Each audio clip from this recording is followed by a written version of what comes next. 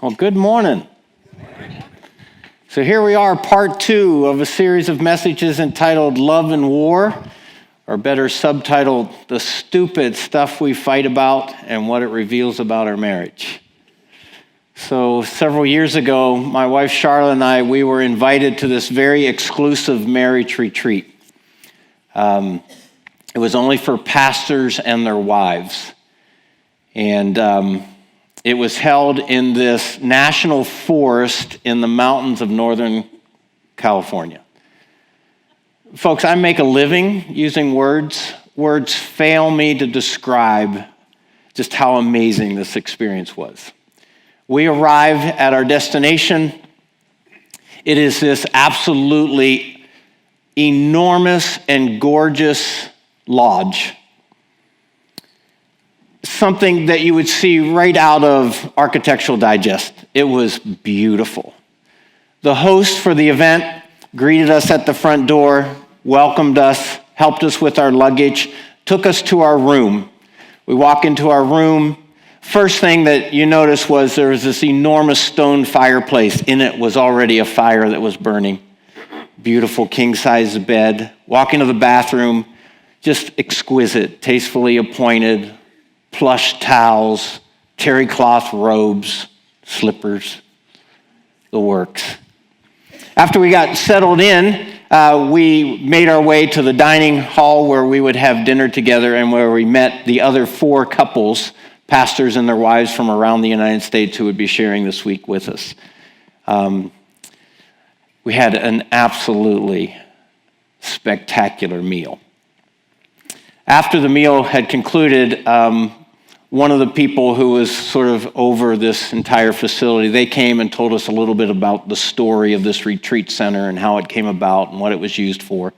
And then after that, we met the chef who would be serving us for the week. Had this long, impressive resume of these 5-star restaurants that he had served around the world. And he made the assurance to us that he would be serving us only the finest of ingredients. Everything would be local, organic, just the best of everything that you could imagine, including later in the week when he introduced us to kale chips, to which I said, kale, no, am I going to eat any of that? But actually, they were delicious. After that first evening, we spent some time getting acquainted with the other couples, and then the next day, the retreat officially started. And we had a number of different sessions with the host, sort of teaching sessions where they shared these principles and practices of a healthy marriage, shared some stories of their own experience and their own journey as a couple who had a very fascinating story. And then the mornings were spent in these sessions of discovery, and then in the afternoons, we had what you might call marriage-building exercises. Now, they ran the gamut. There were some what I would call walk and talk. That's where Charlotte and I were encouraged to go for a walk or go down by the river or sit in some Adirondack chairs over this beautiful vista. And we were given some topics that we needed to talk about. Now, as is usually the case, the facilitators provided us these topics that most couples really don't like to talk about or have stopped talking about years earlier, and because they're awkward and uncomfortable, and so we were forced into these conversations. Then after that, we had what I would call the games and puzzles exercises, where they'd give us all these kind of mind-bending puzzles that we had to do, this Tetris puzzle that we had to figure out, but we weren't allowed to use any words. And at one point, I think one of the puzzles required one of us being blindfolded, and then there was all sorts of like competitions between us and the other couples, all under the watchful eye of the facilitators as they were trying to make notes about how each of the couples communicated and cooperated with one another. Then one day they took us to an extreme ropes course. Got us in our harnesses, and we walked up to this platform about 40 feet off the ground, and we were just connected to a single wire that ran, I'm going to guess, somewhere like 100 yards. And then there were these various obstacles that Charlotte and I were tethered together, and we had to accomplish each of these horizontal maze kind of experience. There was some where it was just like this pole 40 feet in the air, and there was like this little tiny platform at the top, and you'd have to kind of trust your partner and jump over to this other one and catch them and then stand there with absolutely nothing around you. It was all designed to make you afraid and nervous, and again, to kind of bring out some revelations about how you work together and how you communicated. That was one part of the afternoon, and then the second part of the afternoon, we went to a different ropes course, and this one was vertical, went nearly 100 feet in the air. And it was like this giant maze, and we were on belay and again tethered together, and we had to find our way up this amazing and intricate sculpture of wood and holds. And I'm just happy to say that Charlotte and I were the only two that made it to the top. Yes, thank you. On the final day of the retreat, final exercise of the retreat, they took us to an equestrian center. When we got there, we were all invited to sit up on the fence around this horse corral. On one end of the corral was this horse, a very large horse. There was no bridle, no reins, no saddle, just the horse. On the complete opposite of the end of the corral, was a rope that had been laid out on the ground in a large circle, maybe about 6 to 8 feet across. Each of the couple was given the opportunity to lead that horse from one end of the corral into that circle of rope. The only thing that we were given was the name of the horse and the instructions that we could in no way touch the horse. We had to do this all by verbal communication or positions of where we stood in relationship to the horse to try to get them to move. I might add that the horse was having none of this. The horse was absolutely and completely uninterested in this exercise and was incredibly stubborn. Charlotte and I went last, so by the time we were on deck, this horse had had enough, and it was not in a good mood. And in fact, at one point, he took a shot at me. He just reared up, kicked his heel. That thing came within inches of my face. The cowboy runs out and grabs the horse, takes him off, and brings in another victim, which was equally unexcited about this opportunity. Now, amazing experience, amazing exercises. I could have saved them all the time and the energy if they wanted to learn some things about how we got along as couples, and that was simply this. Take a car, put about 6 GoPro cameras around the cabin of the car, invite each couple to get in the car and take a 6-hour trip to their least favorite in-law's house. And just to keep it interesting, maybe put a baby in the back seat with colic. And it would reveal everything they'd ever want to see and know about how a relationship existed between that couple. What is it with couples driving cars? What is it about the driving experience that seems to bring out the absolute worst and the complete and honest truth about the nature of our relationship? Well, it's interesting.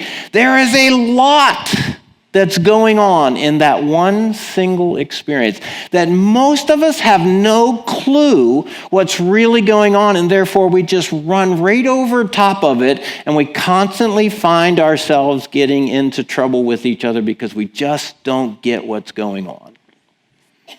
So here's just a short list of what couples seem to fight about commonly when it comes to driving together. First, and at the top of the list, is the speed at which they're going. Going too fast, going too slow. Anytime there's directions involved, you should have turned right there. Well, was that the exit that we needed? Directions, I've got this handled. I've been there 100 times before. Temperature in the cabin, too hot, too cold. What music or whose music are we going to listen to? Should phone calls be allowed? Either by the driver or worse, by the passenger, because the driver only gets to hear one side of the conversation, and that can be so stinking annoying. All right, texting while you're driving or not paying attention to your spouse because you're texting and having this ongoing conversation. Here's one that we fight about: cleanliness. He gets in her car and he's like, what in the world happened in here? And what is the defense? I always haul the kids around, okay? Cleanliness. We can talk about noise. We can talk about distractions. What particular laws are we going to obey? Was that really a full stop, or was that just sort of what we call the rolling stop? Different ideas about what makes us the most safe. Turn signals, whether or not to use them at all. Lane changes, exactly what kind of lead up should be allowed for the approach of a lane change. We can talk about passing or not passing. We can talk about braking. There's always that one driver in the relationship that sort of keeps this thing going, so it feels like this. Tentativeness, like, come on, pick it up, let's go. Carelessness, oh, this is big. Anger, and this isn't always the male. Sometimes this is the wife in the relationship who gets so angry in the car, starts getting very aggressive toward other drivers. Body language, this is huge. The driver's sitting over there doing the very best that she can or he can. Meanwhile, the passenger's, ghost brake, rolling eyes, crossing arms, all sorts of body language about how they're feeling. The sense of alertness, maintenance. He gets in her car, turns it on, the dashboard lights up like a slot machine. He's like, when was the last time you had anything done to this car? Then that brings out our defensiveness, and everybody started, and then just on a long trip, how many potty stops are we going to take? Anybody? This is just a short list of some of the things. But what's so fascinating to me is that this is a common experience with all couples. In fact, if you get on the internet and just type in your browser something like couples fighting during driving, you will get literally hundreds of articles written on this one topic. Most of those articles are written by psychologists and marriage therapists. In fact, I stumbled across this one and I thought it was aptly named, "Why do I hate my spouse in the car and nowhere else?" And it's fascinating what I discovered in my research for this message. So I'm going to share with you 10 things that I learned from a bunch of different articles that I read on this particular scenario, okay? Now, these are psychological insights to what's happening in the unique situation of a couple sharing the driving experience, okay? So 10 things. I could share 25 things, but these are 10 things that I thought.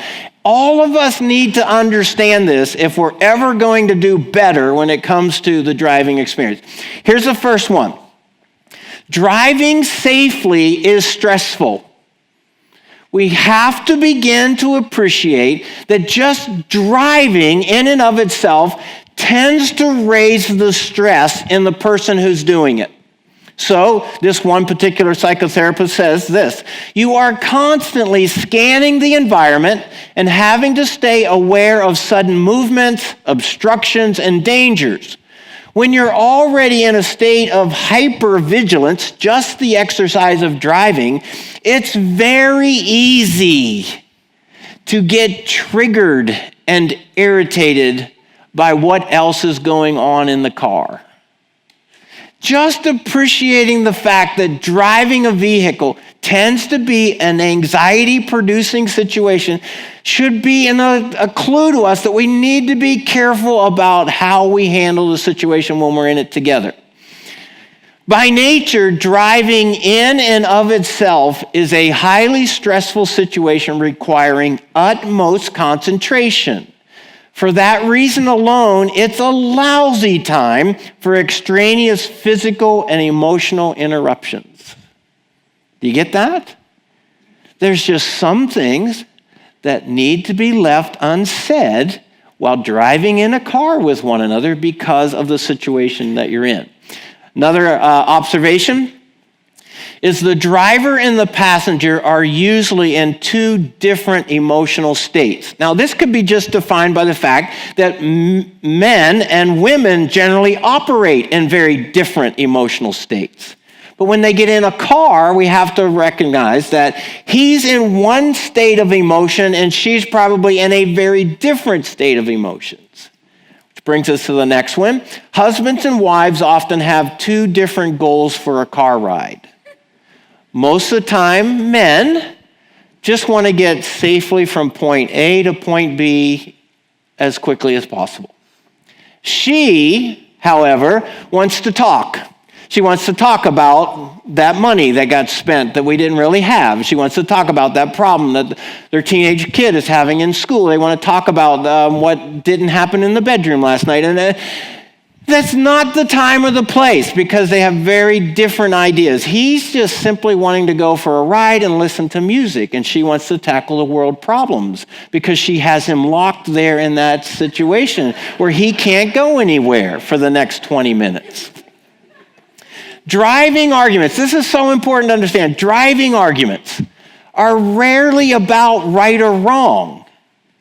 They're more about what's different or personal, okay? It's not that your wife drives incorrectly. She just drives in a way that she's become accustomed to and comfortable with to get from one place to the next. It's just different than your approach. It's not right or wrong. But when you always portray it as she's doing it wrong, you're going to get defensiveness. That's the nature of the situation. Personal and marital anxieties, which most couples live with, often increase under the performance stress of a spouse's critique of your driving skills, whether you really are seeing it or you're just imagining. Now, what does that mean? If you tend to live in your relationship as partners with a certain amount of anxiety around each other, like always afraid you're going to do it wrong or say it wrong, if you always feel like they're nitpicking everything that you do, you just need to know that when you get in a car and you're driving, that goes to like times 100. Because everybody's so sensitive about getting it wrong. Over time, I thought this was fascinating.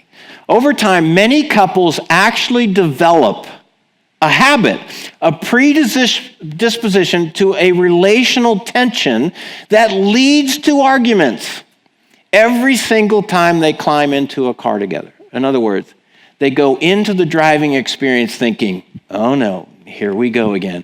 I'll go too fast. I'll go too slow. I'm not going to do it like she would do it. And they just develop a habit of anticipating, if we get in this car together, we're going to end up in a fight. And guess where that inevitably ends up? In a fight. Most American couples have separate cars, his car, her car, that they typically drive by themselves, or for many women with their children, without their spouse as a passenger. So we just need to appreciate that the common experience for most people when driving a car is they're driving their own car. So this leads to a certain set of preferences. This leads to a personal set of preferences and procedures along with a strong sense of independence and privacy. In other words, this is my space. This is where I do this my way. Well, now when you share the driving experience, you have two people within 2 feet of each other who have very different preferences, and one of them is invading the other person's space depending on what car they're taking. This makes things really touchy.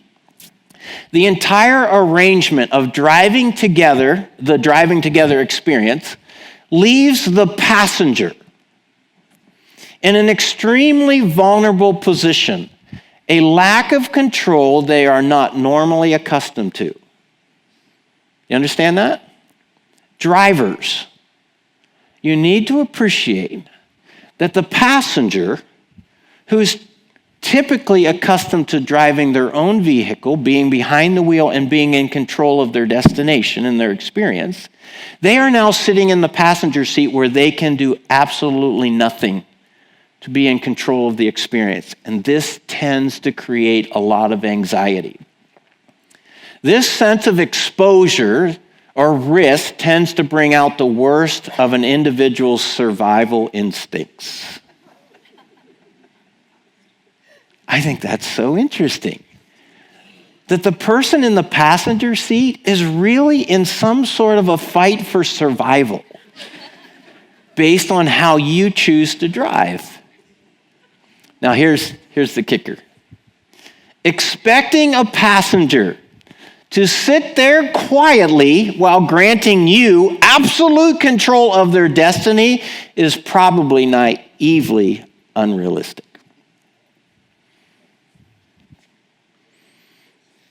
When my boys were starting to drive, learning to drive, I, as the dad, wanted to impress upon them like the seriousness of the situation.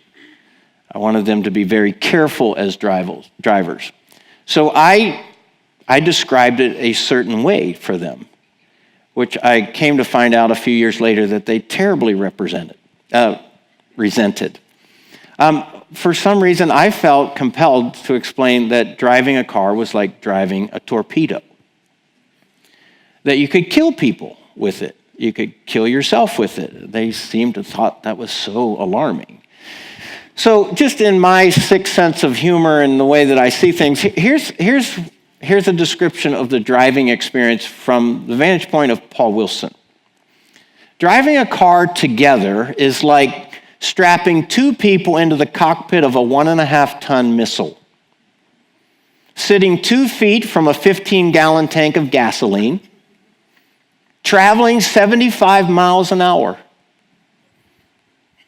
on a road full of other fast-moving explosive missiles, asking one of them to surrender complete control of their survival to the physical, intellectual, and emotional capability of the other person. That's the driving experience, which may explain why it tends to exasperate the truth about a relationship between a husband and wife. So I spent a lot of time over the last couple of weeks trying to think through what's really going on when a couple gets in a car together to go on a trip. Like, what's really there? And I'm going to play armchair psychologist here. I identified 3 things. The first is there's a high need for control.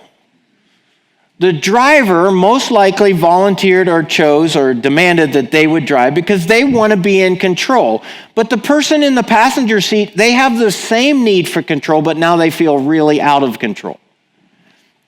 There's also, if we're honest, a certain feeling of superiority. This is, I drive better than them, so I should be the one who's driving. And if they're not driving, you still feel like you're a better driver. That's why you make all the suggestions about slowing down or speeding up or pass now or stop braking or those sorts of things. And then both passengers in the car, they have a strong desire to survive, like to get to the place safely.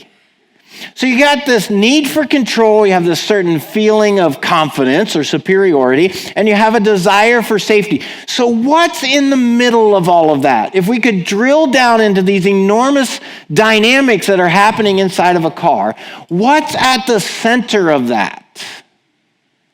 Well, what's at the center of that is one of the most critical components of a healthy and happy marriage. You interested? At the center of a need to control, at the center of a certain feeling of confidence or superiority over the other person, or a sense of a desire for safety, at the center of all of that is trust. The driver is simply saying, will you trust me? I know what I'm doing. I know where I'm going.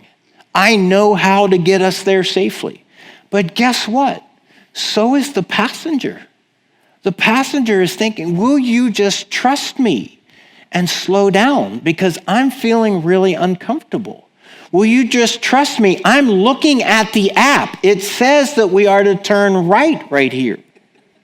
Will you trust me that I've driven a car before? I too have some thoughts and feelings about how to do this. It's in the driving experience that the level of trust that exists between a couple is revealed. And what I want us all to understand, whether you're not married, but maybe married someday, or whether you've been married for years, here's what I want you to understand. For a marriage to thrive, trust is a must. You cannot build, you cannot experience, you cannot enjoy a happy and healthy marriage without the element of trust. One writer said it this way: a marriage without trust is like a car without gas. You can stay in it as long as you want, but it won't go anywhere. Trust. It's everything to a happy and healthy marriage. I love this definition of trust. Trust is built when we observe actions that let us know another person is for me. They're in my corner. They have my back. When we observe actions that let us know that a person is for me, even when it costs them, this is what cultivates and nurtures love in a relationship. And this is certainly true in marriage. That both a husband and a wife need to live in the assurance that my spouse is for me. They want what's best for me. It's not only or always about them. It's for me. They have my back. They're in my corner. And the way that trust is nurtured when I know that someone's for me is that I watch them make sacrifices for my good. So the husband who demands that he's the one who drives and he doesn't want his wife to have any kind of input, he's not demonstrating to her that he trusts her. He should welcome her input in the experience because it might be inconvenient to him to go a certain direction or to go a certain speed or to do things differently because it's not his personal preference, but he exists for her, to help reassure her, to look out for her safety. So this is so important. And guess what?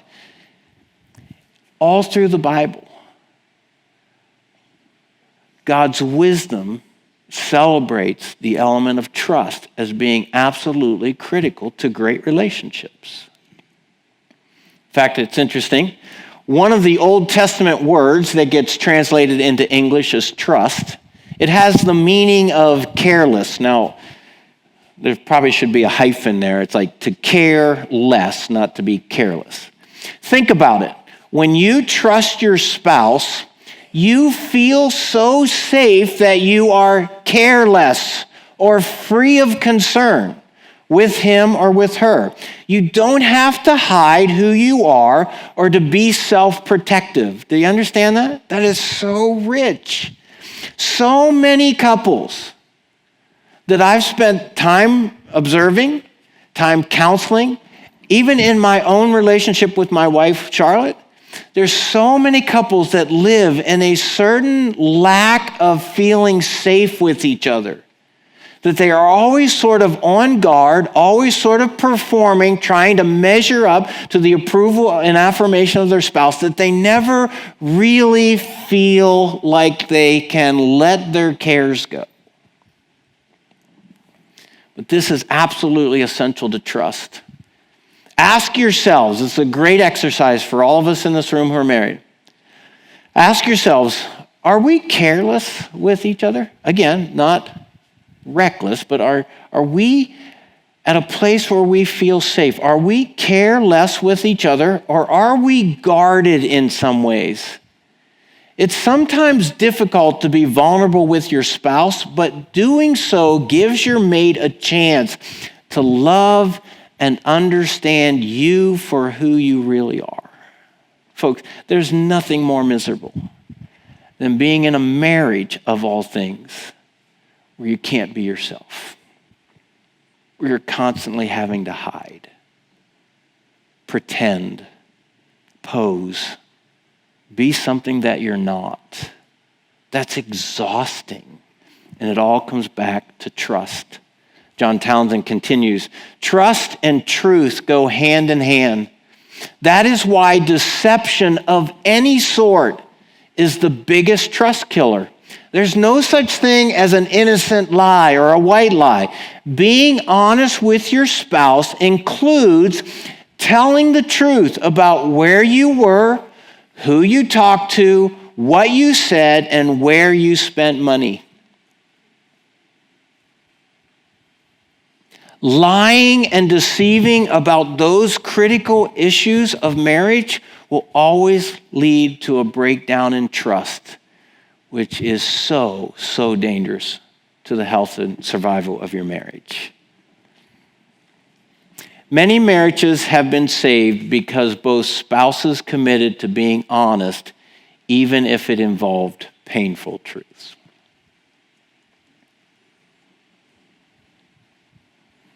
But that's usually the issue. We're always afraid to move toward the pain because the pain always ends up in an argument. And so we just learn to avoid those topics that are painful to us, but are absolutely essential to establishing trust. Now, it's interesting. There's a passage of Scripture in the New Testament that describes love like no other passage of Scripture. You and I, we'd all agree, right? Are you guys still with me? We'd all agree that love is, an important part of marriage. I mean, is that a hard one? Just a head nod, something, let me know. You think about it. On our wedding day, we stand before a pastor or a priest or a judge, and we share a vow with each other. Our understanding is that we share this vow in the presence of God. And this vow is the promise that we are going to love each other for the rest of our lives. That's the promise. Most of us, we know the word love. We could probably stumble around for some kind of a definition, but it's amazing to me how much of a loss we are with really defining how does love behave. There's a passage of Scripture in the New Testament that describes in very specific terms what love looks like and how it acts. I want us to look at this passage because it certainly applies to the context of marriage. Found in 1 Corinthians chapter 13. The Apostle Paul writes this. Here's some things about the way that love is. Love is kind. It just seeks to do nice things. It's conscientious and sensitive and considerate of the other person. Love is kind. Oh, here's a big one. Love is patient. Why is it that our spouses are often on the receiving end of our greatest amount of impatience? We just presume upon them that we've in this relationship for so long that I can just be impatient with them, where we'd never be that kind of an impatient with anybody else. Nobody at work, no stranger that we meet. Why is it that we allow ourselves that sort of permission with our spouse? That's unfair. Love is kind, love is patient. It's never jealous. It's never boastful. It's never proud or arrogant. And it's never rude. Love is never rude. Inconsiderate, snarky, saying mean things to sort of jab and turn the knife. In the first service, I got to this point, and like a thought popped in my head, and I just thought, no, I'm not going to tell that story. No, let's just move on. And then I was like, no, you're supposed to tell the story. No, I was already telling the story, so I'm going to tell you a story. So 3 weeks ago, my wife Charlotte and I, we moved our youngest son off to college for the first time. He's attending the University of Texas in Austin, and so we go up there with our vehicles and all of the few things that he's taken with us, and we move into the dorm. The doors are open. I'm in and out of the dorm a couple of dozen times that day. We're in his room. We're walking the hallways. We're getting the tour of all the different, sites and locations throughout the dorm. laundromat and the restrooms, and we're getting, and nobody's telling me I can't be in the dorm. So we get him all moved into his room. We go home, and our plan was we're going to come back the very next week, 6 days later, for the first opening game of the University of Texas Longhorns. We get there to Austin that day. It is hotter than pig slobber there. I am sweating like I was standing in a shower. It was awful. My shirt was clinging to me, and I was just getting a little cantankerous. Just the truth about your pastor, okay? So at one point in the day, I'm like, we had some things that we were going to drop off for David, but David wasn't going to be in the dorm. So we needed to get let into the dorm because the doors were locked now, and then we were going to leave something at the front desk for him. And I said, let's just go in, we'll drop these things off for David, and then let's just sit there in that lobby and just sort of cool down and chill a little bit. My wife, no, let's just drop the stuff off and go. And I was like, no, I'm like really, really sweaty. And so we drop it off, and I go and I sit down. There's a lobby with couches and chairs and a pool table and ping pong table, and there's a couple people. All I'm doing is wanting to sit down for a few minutes. And my wife goes into panic mode. She's like, we can't be in here.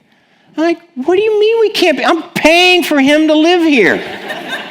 I was in here all last week without any problem. She goes, no, it's different now. Parents aren't supposed to be in the dorm. I'm like, I didn't get it. I just didn't understand it. And so I've learned, we've been married now for almost 30 years. I wasn't going to win this one. So I was like, okay, so I'm a little bit of a huff. We go out.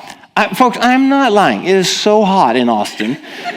We walk maybe, if it was 100 yards, that would be an exaggeration. We walk just down the sidewalk. There's another dorm directly across the street. And she goes, well, let's just go into that dorm and rest for a little while in the air conditioning. Seriously, I did not understand. I was like, and I was perhaps a little snarky. And I said, well, that would be a dorm, wouldn't it?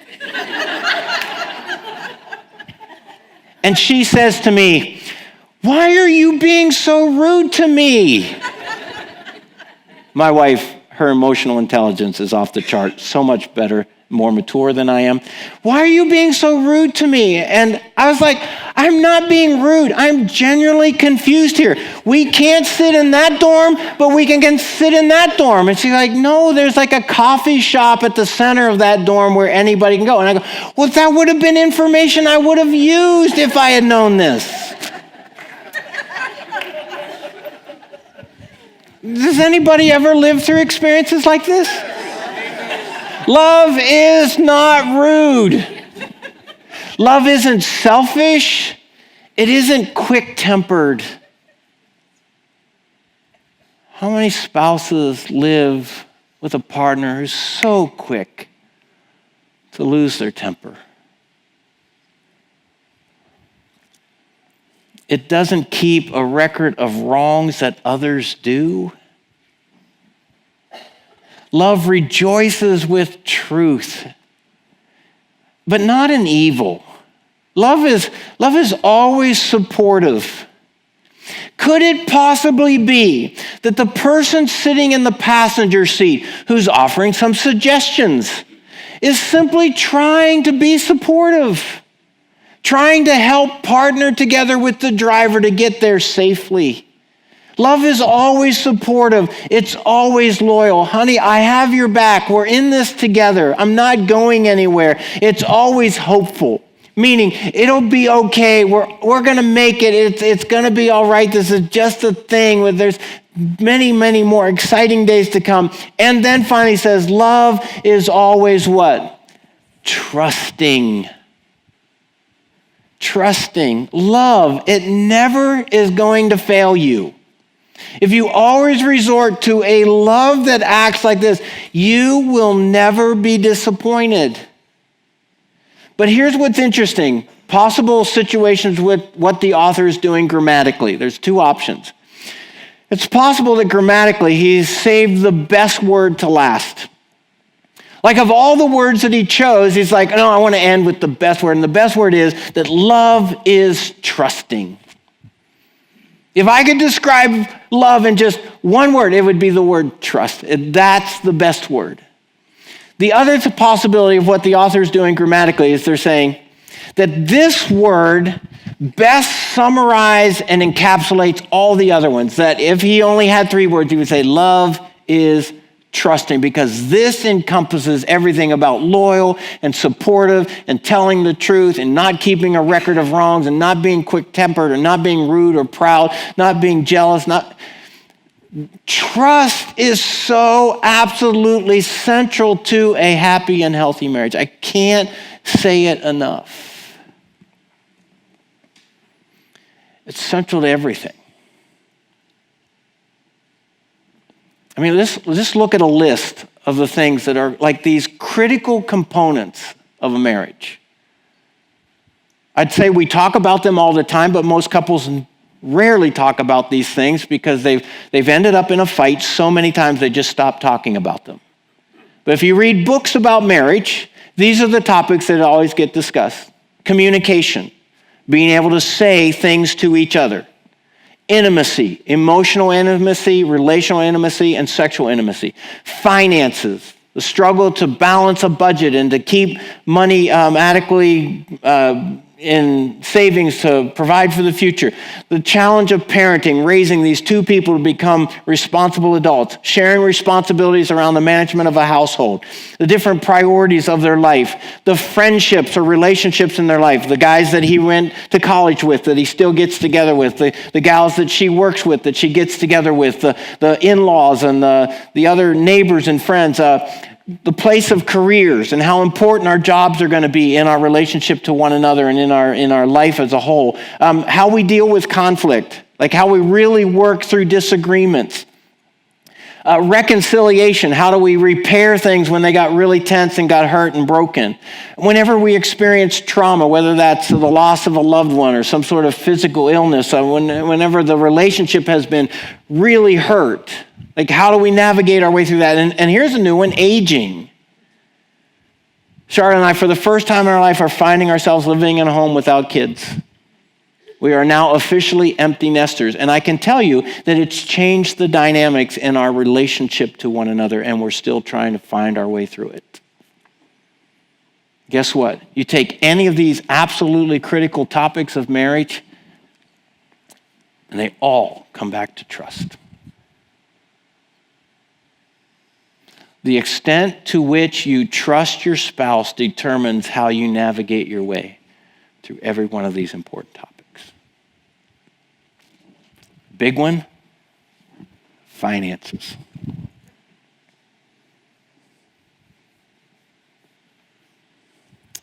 Tell me if this has ever happened in your relationship. You get your heart set on something that you want to buy, but you know you really shouldn't buy it or you don't have the money for it. So you put it on the card that he doesn't know about or that she doesn't know about or that she never looks at the statement so she won't ever be aware. You go and you buy the item. Now, men and women have 2 different spending strategies. A woman will spend thousands of dollars on lots of little things. A man will spend thousands of dollars on one big thing. Yeah. Can I get an amen? Thank you, Victor. All right, so anyways, here's what happens. You go and you buy the thing, and you try to plan getting home when you know your spouse isn't around or when they'll be occupied.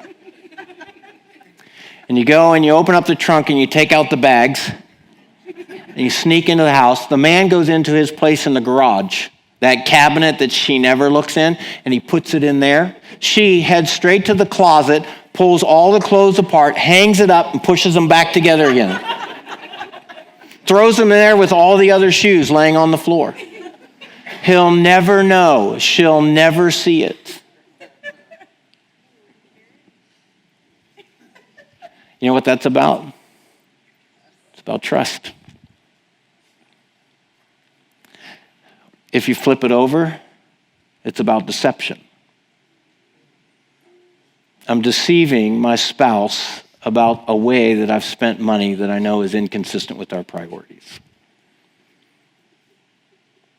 And trust gets ruined. 3 things I want you to know. Trust is the foundation to commitment. Folks, if I could somehow get a world to understand that marriage isn't always about love. There are going to be moments, even seasons, where the love wanes. You don't feel loving, and they're not necessarily being very lovable. That is a natural course of a marriage relationship, but a marriage is about commitment. It's always about commitment. Those vows that you make to each other, it's the promise that I will remain committed to you through thick and thin, better for worse, richer and poorer. I'm committed to you in this marriage. That even when I don't feel particularly loving towards you, or where the love is not thriving right now, I'm committed to us. Trust is the foundation of commitment. A marriage stands or falls on the quality of the foundation of trust. Secondly, trust is the fuel for unity. This is you and your spouse being on the same page, pulling in the same direction. Trust is all that is required in order for unity to thrive. A couple will only get as far as the strength of their trust will take them. Ever feel like your marriage gets stuck, that it's met a wall, it can't seem to get past, it will never change? It all comes back to a new level of trust that must be discovered between you and your spouse. There's some way in which you're not completely careless with each other that has to be examined, have to be honestly addressed in order to move on. And then thirdly, trust is the fabric of harmony. Harmony is different than unity. Unity is going in the same direction. Harmony is about enjoying the process of going in the same direction. It's about getting along and having laughs and enjoying each other's company. Trust is the fabric of harmony. Most people who don't feel like they're safe in the trust of a relationship don't really relax and let their hair down. So you say, well, Paul, what if the trust has been lost or ruined? Well, here's what I want to remind you. There was a time in your lives when no trust existed between the two of you. Before you met and when you initially met, there was no trust. There might have been infatuation. There might have been a certain sex appeal that drew you together. There might have been some personality things that attracted you to each other, but you haven't learned to trust them at that point. There was a time in your lives when no trust existed between the two of you. That trust had to be built and it had to be earned over time. Both people contributing to the account of trust. That had to be built and earned. Therefore, I believe it's the same way. It can be restored again the exact same way. If that trust has been spoiled in your relationship at this point, you're going to restore that trust the exact same way that you created it in the first place. You're going to have to build it. You're going to have to earn it.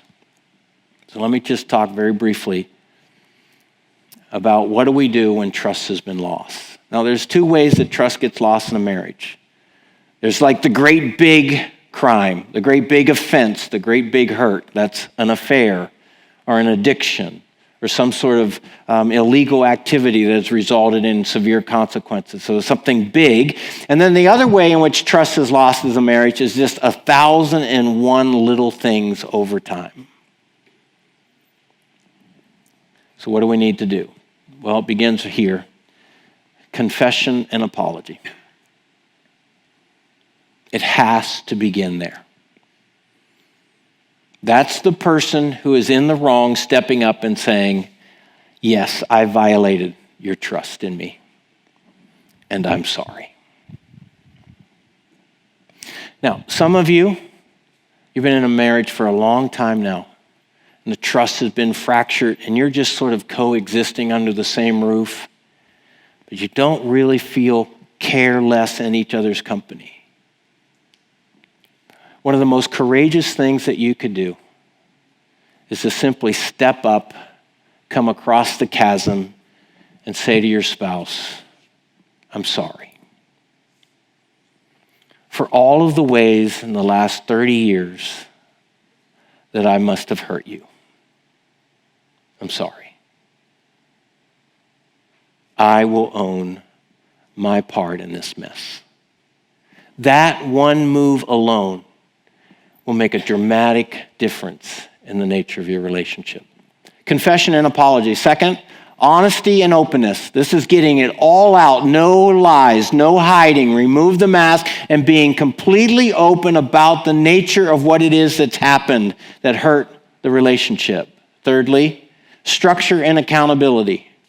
This is you inviting your spouse into the responsibility and the opportunity to hold you accountable. This is about creating some sort of habits, some sort of boundaries, some sort of routines and rituals that will ensure that whatever happened here will never happen again. This is a woman who says, you will now have complete access to everything on my phone. No passwords. Anytime you want to look at who I'm talking to and what I'm talking about, you have complete access to my phone if it's become a source of break in our trust. It's about a husband who says, I will make sure that you can look at the history on my computer at any time that you want. I will never erase it. I will let you see exactly what I'm looking at any time. It's that sort of structure and accountability that goes toward helping to restore the trust in the relationship. And then finally, there has to be forgiveness and there has to be reconciliation. For you to refuse to give forgiveness and for you to refuse to do the hard work of restoring that relationship back to its level of trust means that you'll never, ever enjoy the marriage that you hope for. Reconciliation and forgiveness is absolutely essential to the establishment of trust. Make sense?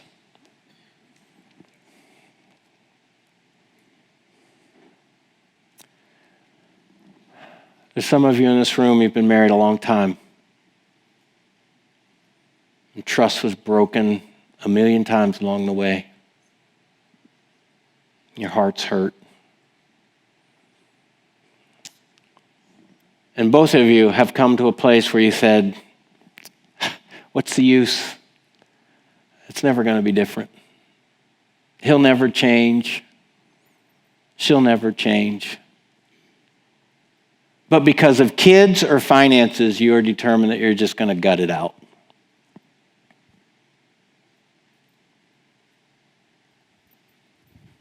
That's an awful way to live.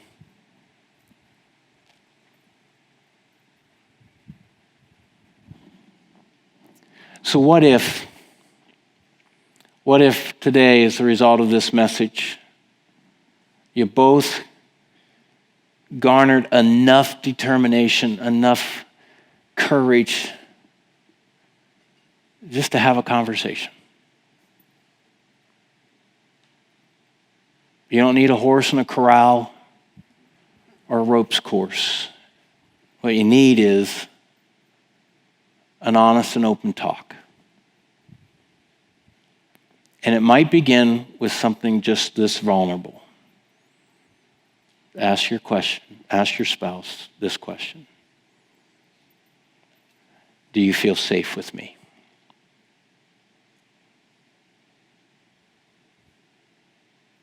Do you feel safe with me?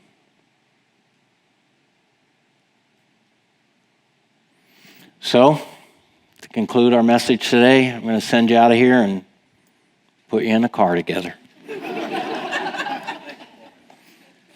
And so, let me pray for you. Let me ask you to stand together.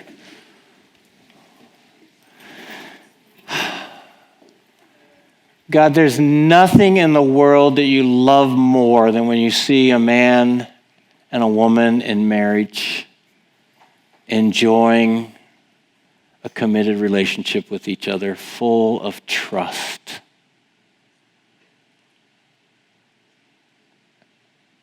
And there's nothing that your enemy loves more than destroying all of it. God, I am praying for couples in this room that you would fill them with the courage, the resolve, that they're going to step out in faith, as weird as it feels and as difficult as it seems, that they'll step out in faith and they'll just ask the question and be open to receiving the honest answer.